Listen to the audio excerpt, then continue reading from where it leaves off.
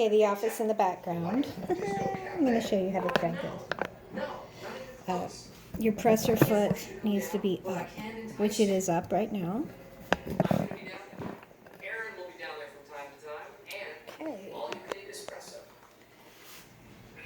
Okay, I'm using this spool threader because it's missing the spool holder. So.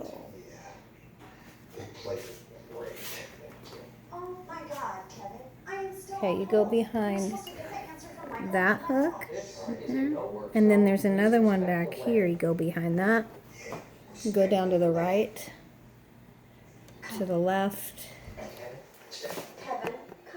Watch what I did right there. I went from the right to the left, and that take-up lever in there. Oops, if you can see it, right in there, you can see it moving. It has to be all the way up. Then you go behind it and down.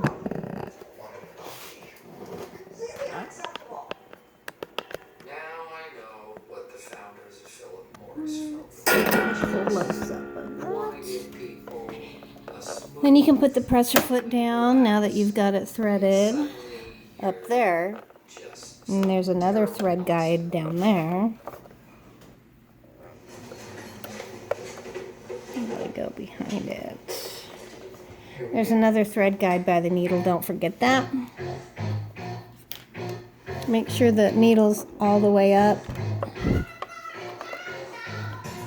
Then you take that down, put your thread behind the hook. I like to go back and then slightly up and forward to make sure I have it hooked. Then you can put the presser foot back up to pull the thread out. You don't have to grab the bobbin thread because it's all ready to go in this machine. Oh, so all of these are your dials. Don't forget to thread it with your presser foot up. Don't forget that.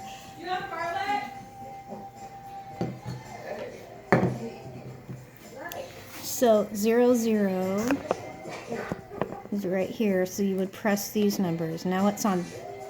If you go down, up or down on this, it changes it. 0, 1, 0, 1, 0, 2, 0, 1, 0, 2, and so forth. If you want to do the higher numbers, you would do the left one. Change it. Now it's on 42, and I can change this to 43, and those would be down there. So I'm going to do 0, 1. So put that back to 0, and then 1. And if I want to change the width and the length, I'll show you. Put the line over there. The width and the length. So this shows like a little straight stitch, and this shows a zigzag stitch.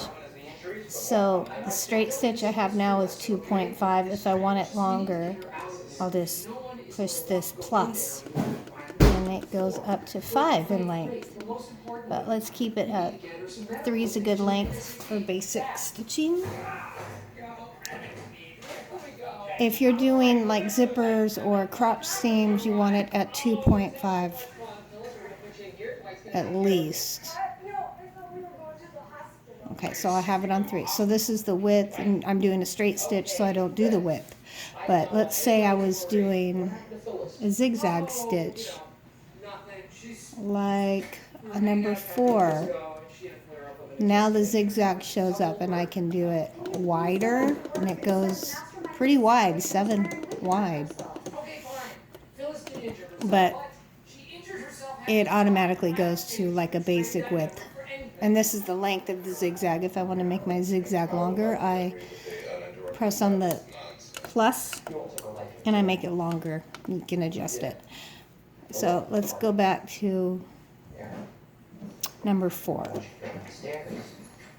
and that's the basic. I'm going to make it a little longer, not 1.4. I'll make it 2. I'll show you how it goes. I'm going to need 2 able-bodied men.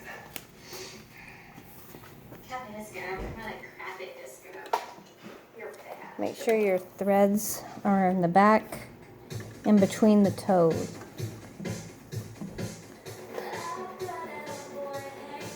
Sometimes you want to hold the tails, because sometimes the tails get sunk down into the bobbin case down here. So sometimes it's a good idea to hold these at first. Oh, and don't forget your back stitch buttons right there. Get it going.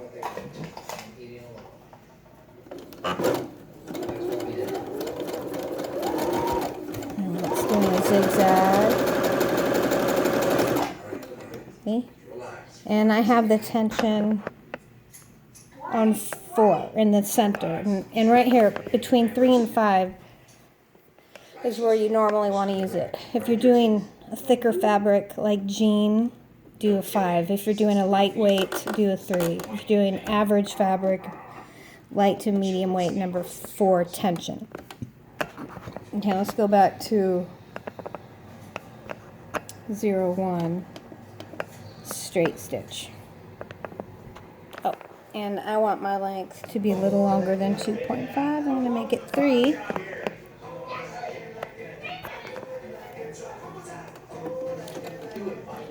And again, I do the back stitch at the beginning. And if you don't want the threads to get sucked down, you can hold the back threads so they don't get pulled down.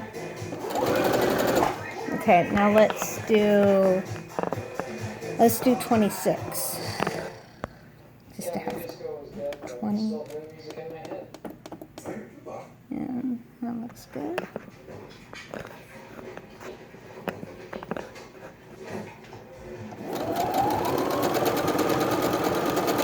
This is a nice decorative stitch, or it can hold 2 pieces of fabric together, like elastic also. Okay, and the needle's always going to go down when you stop, so you just turn the hand wheel toward you till the take up levers all the way up. Then you can lift the presser foot and take the thread out. Wow. That's awesome. He came in 9th in the Apple Creek Derby, and his jerky came in 3rd the following year. Cool. A majestic beast. That's like a So tender. cover stitch. Or you can do that on the edge of fabric so it doesn't fray. Okay, that's how you do it. Oh wait, I didn't show you how to do the bobbin. I'm gonna forget that. Do the bobbin. So you pull this little lever to the right, that pops up. You got your bobbin. So this takes plastic bobbins, Brother, you can probably get them at Walmart. So the way you put this one in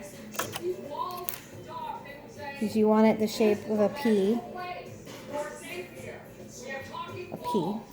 and the thread is going, and then the bobbin will turn counterclockwise. And then you just drop it in.